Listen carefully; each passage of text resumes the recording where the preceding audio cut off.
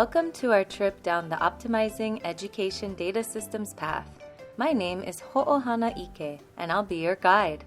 We'll be introducing key concepts in optimizing education data systems throughout this video. Although these concepts are introduced along a linear path, please note that where we begin on this path may not be where you begin on this path. You may opt to begin with another step, like creating a data team. These actions may actually be occurring parallel to or at the same time as one another. Implementing these concepts along a linear approach is just one way to approach optimizing education data systems. Here we go. Our first stop is the 10 essential elements of a data system developed by the Data Quality Campaign. According to the Data Quality Campaign, the 10 essential elements of statewide longitudinal data systems, along with the 10 state actions, provide a roadmap for state policymakers to create a culture in which quality data are not only collected, but also used to increase student achievement. Having all 10 elements ensures a more well-rounded view of student needs and could inform ways to improve systems in the future. The elements do not necessarily need to be implemented in the order presented. Here they are. Element 1. The statewide student identifier connects student data across grades and schools. Element 2. Student-level enrollment, demographic, and program participation information includes data on attendance, special education status, gifted and talented education status, career and technical education, or free and reduced price lunch status. Element 3. Student-level test data focuses on the ability of the system to match individual student test records from year to year in a statewide database. Element 4. Information on untested students includes the reasons students were not tested. By including other information on untested students, such as attendance or program participation, analysts may be able to identify patterns of student subgroups. These patterns, especially when observed as trends over time, could empower educators and policymakers to ensure students' needs are equitably addressed. Element 5. Statewide teacher identifier systems match teachers to students by classroom and subject. Element 6. Student-level course completion data includes transcript information from middle and high school, such as information on courses completed and grades earned. Element 7. Student-level SAT, ACT, and advanced placement exam data provides information on college readiness. Element 8. Student-level graduation and dropout data provides schools and districts with information on how many students have either graduated high school or dropped out. Element 9. Ability to match student-level P12 and higher education data provides connections between preschool through 12th grade and higher education. Element 10. The state data audit system assesses data on its quality, validity, and reliability. According to the Data Quality Campaign, these 10 essential elements of statewide longitudinal data systems, along with the 10 state actions, provide a roadmap for state policymakers to create a culture in which quality data are not only collected, but also used to increase student achievement. From 2005 to 2011, the Data Quality Campaign measured states' progress toward implementing the 10 essential elements of statewide longitudinal data systems. In September 2009, every state committed to implement the 12 America Competes elements, which include the Data Quality Campaign's 10 essential elements, and to publicly report this information. As a result, states are now reporting the status of their ability to collect this information to the U.S. Department of Education, and the Data Quality Campaign will use those reports as its primary source of information about states' progress building statewide longitudinal data systems. Next, let's take a look at 10 actions for effective data use. As the Data Quality Campaign notes, data are more than just test scores, and by effectively accessing and using different types of data, such as attendance, grades, and course taking, teachers, parents, and school and district leaders can help ensure that every student is on a path for success every day, not just at the end of the school year.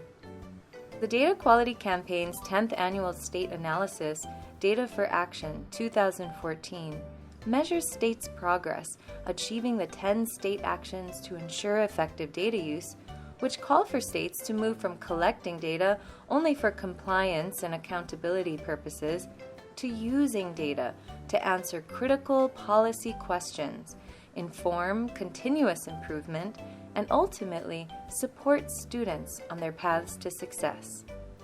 Like the 10 elements of a data system, these 10 actions are intended to empower teachers, parents, and school and district leaders to ensure students are on a path for success. These actions are meant to be taken at the state level or jurisdiction level, as in the Pacific region. As of 2014, every state has built robust statewide longitudinal data systems that collect quality data beyond test scores. The actions for effective data use are: 1. Linking state K-12 data systems with early learning, post-secondary, workforce, and other critical state agency data systems to evaluate whether students, schools, and districts are meeting states' college and career readiness expectations.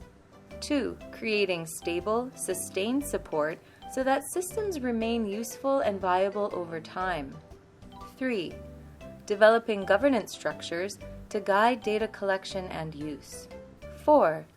Building state data repositories to securely house, link, and integrate data. 5.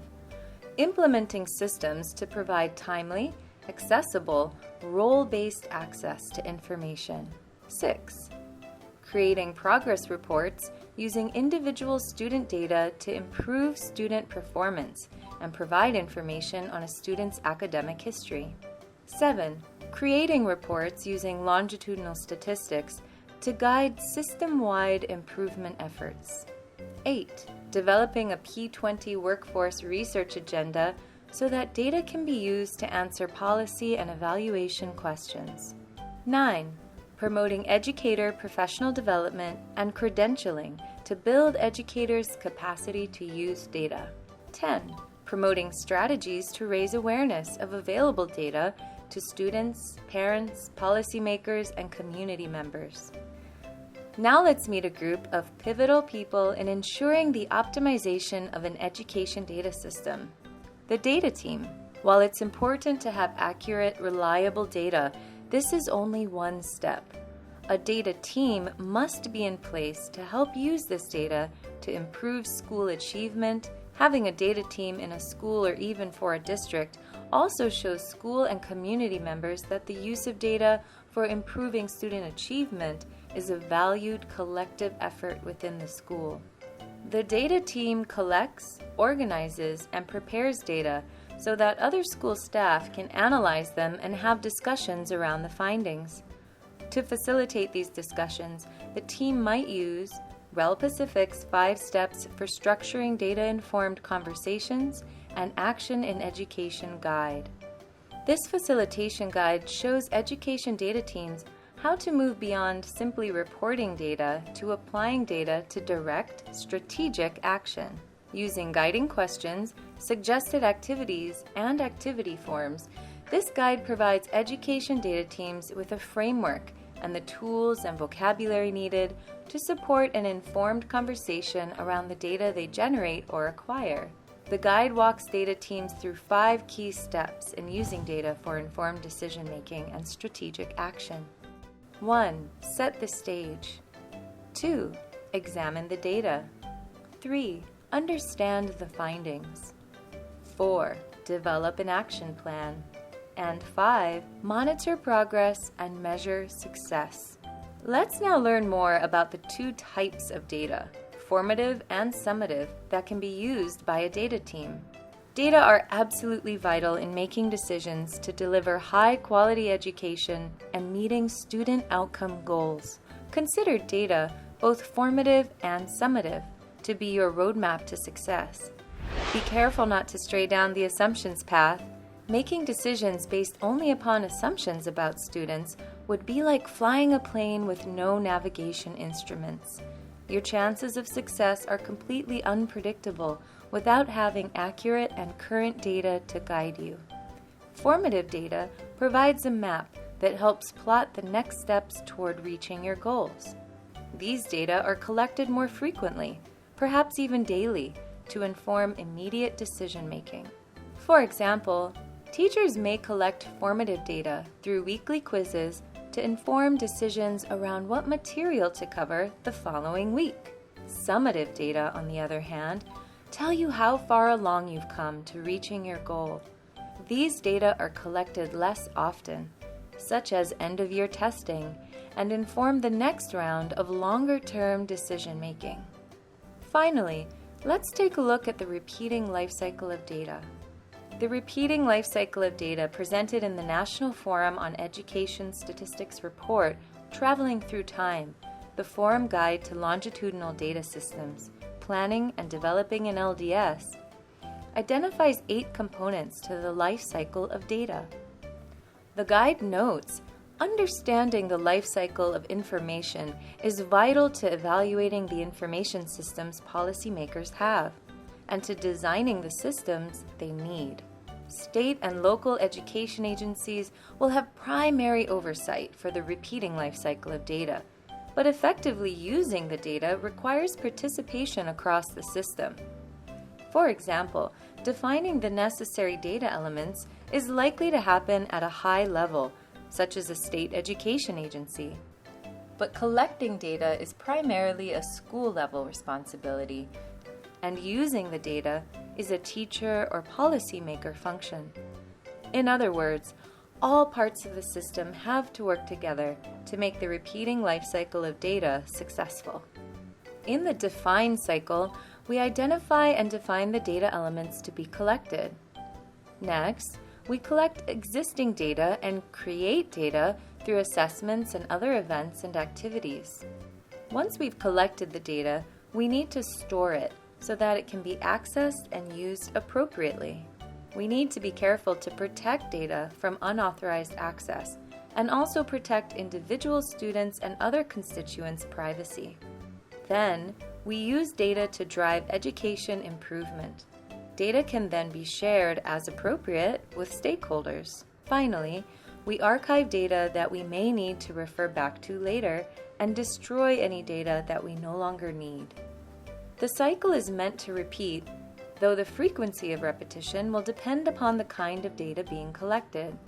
In the case of student-level SAT, ACT, and AP exam data, the data team will likely have a 1-year collection and share cycle, though the storage cycle may be longer. For a data element like the statewide student identifier, the cycle may have a less predictable frequency, as students sometimes enroll throughout the year. We hope you've enjoyed our journey down the data path. If you'd like to know more about any of the resources featured here, they are available in order of appearance at the following links: the 10 essential elements of statewide longitudinal data systems, 10 state actions for effective data use, 5 steps for structuring data-informed conversations and action in education, formative and summative data, the repeating life cycle of data.